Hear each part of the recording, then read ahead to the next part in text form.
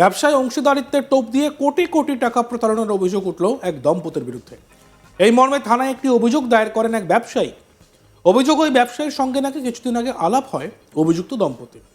আলাপ একটু জমে উঠলে নাকি ওই দম্পতি ওই ব্যবসায়ীকে অংশীদারিত্বের টোপ দিয়ে ব্যবসা শুরুর কথা বলে। লোভনীয় প্রস্তাবে রাজি হলে ওই ব্যবসায়ীর কাছে 2 কোটি টাকা নেয় ওই দম্পতি।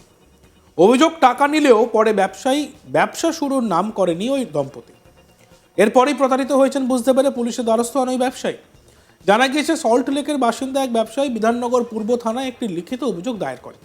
কিছুদিন আগে সল্ট লেকের বাসিন্দা রাহুল গাঙ্গুলি এবং তার স্ত্রীর সঙ্গে পরিচয় হয় ওই ব্যবসায়ী।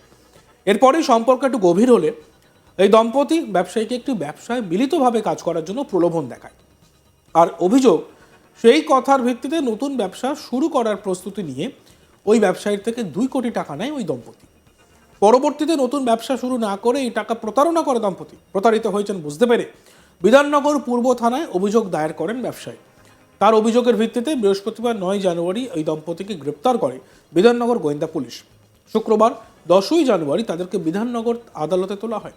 পুলিশ সূত্রে খবর, এই দম্পতির ব্যাংক অ্যাকাউন্টে ওই ব্যবসায়ীর থেকে টাকার লেনদেনের তথ্য পাওয়া গিয়েছে। পুলিশের প্রাথমিক অনুমান, এটি একটি প্রতারণা চক্র।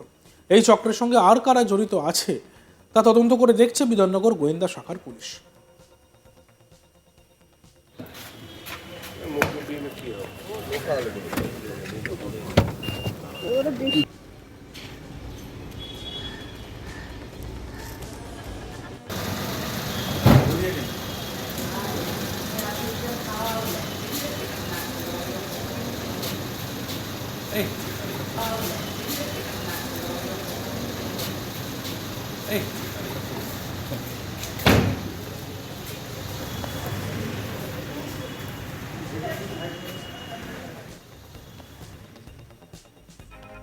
আর এ বিষয়ে আমাদের প্রতিনিধি অরিন্দম ভট্টাচার্যের একটি প্রতিবেদন আমরা দেখব।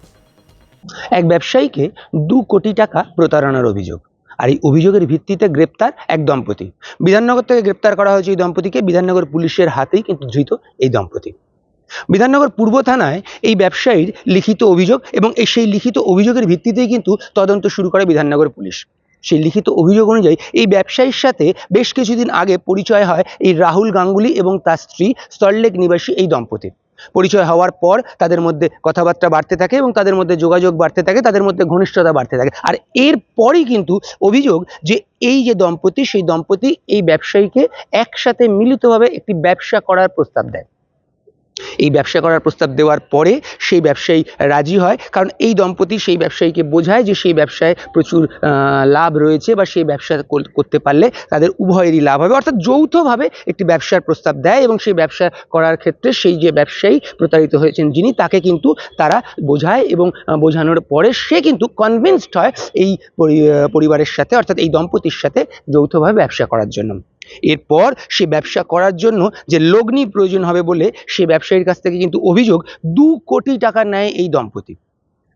ব্যবসায়ীকে তার ব্যবসায় যৌথভাবে ব্যবসা শুরু করতে হবে এবং ব্যবসায় বিনিয়োগের প্রয়োজন রয়েছে, এরকম একাধিক জিনিস বোঝানোর পরেই কিন্তু 2 কোটি টাকা সেই ব্যবসায়ীর কাছ থেকে নেয়। এরকমটাই কিন্তু অভিযোগ করছেন সেই ব্যবসায়ী এবং এরকমটাই কিন্তু তিনি বিধাননগর পূর্ব থানায় যে অভিযোগ করেছেন, যে লিখিত অভিযোগ, সেখানে কিন্তু জানিয়েছেন। এবং এই 2 কোটি টাকা নেওয়ার পর তারপরে কিন্তু এই দম্পতি কোনো ব্যবসা শুরু করে না, বা এই যে ব্যবসায়ী তার সঙ্গে কিন্তু আর সেভাবে যোগাযোগও রাখে না বলেই অভিযোগ। অর্থাৎ 2 কোটি টাকা দিয়ে যে ব্যবসা শুরু করা, অর্থাৎ যৌথভাবে যে ব্যবসা শুরু করার কথা হয়েছিল, 2 কোটি টাকা দেওয়ার পর কিন্তু সেই ব্যবসা শুরু হওয়া তো অনেক দূরে, সেই পরিবার তার সেই ব্যবসায়ীর সঙ্গে অনেকটা দূরত্ব রাখতে শুরু করেন। এরপরই সেই ব্যবসায়ীর সন্দেহ হয় এবং ব্যবসায়ী বুঝতে পারেন যে তিনি কোথাও না কোথাও প্রতারিত হয়েছেন, এবং বুঝতে পারার পর তিনি কিন্তু বিধাননগর পূর্ব থানায় পৌঁছে যান এবং পুলিশের দ্বারস্থ হন এবং পুলিশকে পুরো বিষয়টা খুলে জানান এবং সেখানে একটি লিখিত অভিযোগ করেন। এই লিখিত অভিযোগের ভিত্তিতেই কিন্তু তদন্ত শুরু করে বিধাননগর পুলিশ এবং তদন্ত শুরু করে সেই ব্যবসায়ী দম্পতি, তাদেরকে কিন্তু গ্রেপ্তার করা হয়।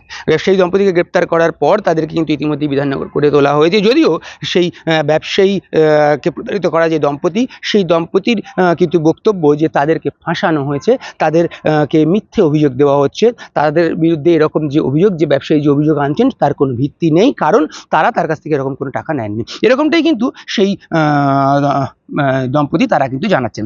কিন্তু ব্যবসায়ীর অভিযোগ যে তার সঙ্গে এই পরিবারের যোগাযোগ এবং ঘনিষ্ঠতা বৃদ্ধি এবং তারপর 2 কোটি টাকা তাদেরকে দিয়েছেন একটি ব্যবসা শুরু করার জন্য। অর্থাৎ 2 কোটি টাকা তিনি প্রতারিত হয়েছেন এবং পুলিশ তদন্ত শুরু করে যখন এই যে দম্পতি সেই অভিযুক্ত দম্পতি তাদের ব্যাংক অ্যাকাউন্ট যখন দেখে তখন কিন্তু পুলিশ সূত্রে খবর যে তাদের ব্যাংক অ্যাকাউন্টে কিন্তু আর্থিক লেনদেনের হদিশ পেয়েছে পুলিশ।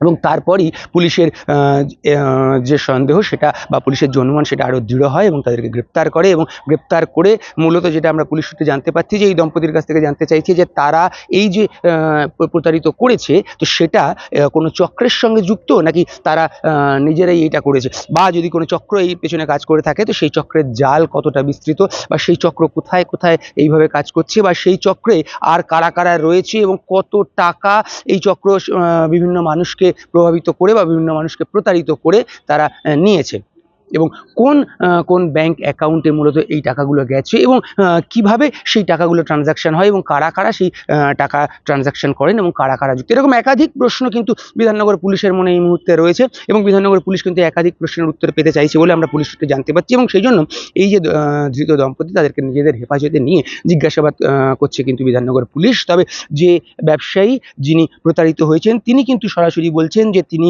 এই দম্পতির সাথে যুক্ত হন এবং যুক্ত হওয়ার পর তার মধ্যে যে ঘনিষ্ঠতা বাড়ে এবং ঘনিষ্ঠতা বাড়ার পর কিন্তু তিনি তাদেরকে যৌথ ব্যবসার জন্য 2 কোটি টাকা দিয়েছেন এবং এটাই তিনি কিন্তু তার যে লিখিত অভিযোগ সেই লিখিত অভিযোগে জানিয়েছেন এবং সেই লিখিত অভিযোগের ভিত্তিতে কিন্তু তদন্ত শুরু হয়, যার পরে কিন্তু এই দম্পতিকে গ্রেপ্তার করা হয়েছে এবং পুলিশ তাদেরকে নিজেদের হেফাজতে নিয়ে কিন্তু এই মুহূর্তে জিজ্ঞাসাবাদ করতে চাইছে বা যেটা জানতে চাইছে, যেটা আমরা পুলিশ সূত্রে জানতে পেরেছি যে আর কারা কারা এই দম্পতির সঙ্গে যুক্ত রয়েছে এবং এর জাল কোথায় কোথায় বিস্তৃত রয়েছে এবং এটা কোনো বড় চক্র কিনা বা এই চক্র যদি হয় তো এই চক্রের জাল কোথায় কোথায় বিস্তৃত রয়েছে, অর্থাৎ কারা কারা এই চক্রের সঙ্গে জড়িত বা এই ঘটনার সঙ্গে জড়িত পুরো বিষয়টাই কিন্তু বিধাননগর পুলিশ এই মুহূর্তে খতিয়ে দেখছে এবং পুরো বিষয়টার পিছনে আর কারা কারা রয়েছে সমস্ত বিষয়টাই কিন্তু সামনে আনার জন্য বিধাননগর পুলিশ চেষ্টা করছে। ব্যবসায় অংশীদারিত্বের টোপ দিয়ে কোটি কোটি টাকা প্রতারণার অভিযোগ উঠল এক দম্পতির বিরুদ্ধে। এই মর্মে থানায় একটি অভিযোগ দায়ের করেন এক ব্যবসায়ী। অভিযোগ ওই ব্যবসায়ীর সঙ্গে নাকি কিছুদিন আগে আলাপ হয় অভিযুক্ত দম্পতি। আলাপ একটু জমে উঠলে নাকি ওই দম্পতি ব্যবসায়ীকে অংশীদারিত্বের টোপ দিয়ে ব্যবসা শুরুর কথা বলে। লোভনীয় প্রস্তাবে রাজি হলে ওই ব্যবসায়ীর কাছে 2 কোটি টাকা নেয় ওই দম্পতি। অভিযোগ টাকা নিলেও পরে ব্যবসা শুরুর নাম করেননি ওই দম্পতি। এরপরেই প্রতারিত হয়েছেন বুঝতে পেরে পুলিশের দ্বারস্থ হন ওই ব্যবসায়ী।